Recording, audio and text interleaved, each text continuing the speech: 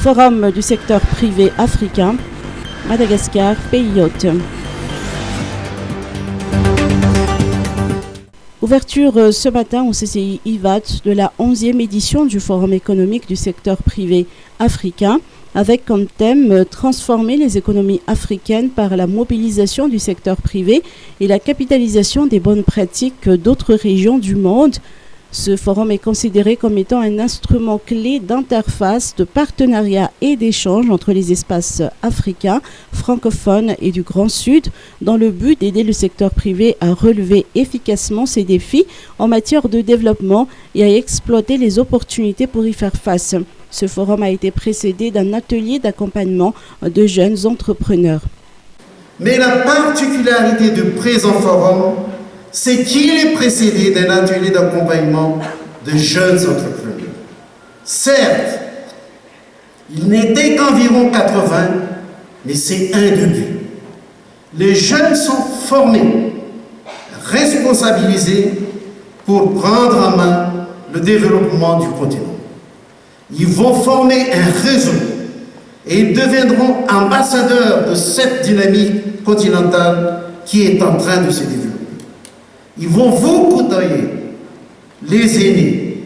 Ne soyez pas allergiques à leur éventuelle maladresse, puisque la devise de ce forum, je le fais en anglais, c'est mieux, Learning, Sharing and Networking. Dans son allocution, Malik Sarr, ambassadeur de l'OIF, a indiqué que l'Organisation internationale de la francophonie a cherché à construire les fondements d'un nouveau modèle de croissance. La croissance de l'Afrique nécessite un engagement de tous, selon les précisions du Premier ministre malgache, Tsai Christian, et l'objectif est d'avoir une Afrique intégrée, prospère et pacifique. Est-ce que c'est une édition qui apportera une ou deux choses importantes dans cette transformation de l'économie africaine? Nous avons toujours dit que le secteur privé est le moteur de la croissance. Nous avons toujours dit que nous avons besoin de vrais capitaines d'entreprise africains. Et malheureusement, les chiffres sont là pour démentir cette réalité. Démentir dans la mesure où nous ne sommes même pas capables d'aller au-delà du minimum que nous nous sommes fixés. Serait-il encore nécessaire d'organiser un forum de plus?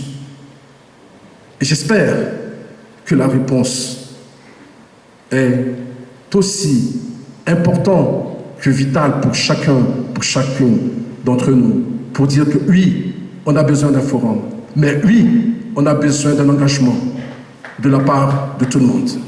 Ce forum, qui se poursuivra pendant 3 jours, offrira des occasions riches et variées d'engagement dans le business to business, B2B, business à gouvernement, B2G, le business aux autres, B2O et autres modèles.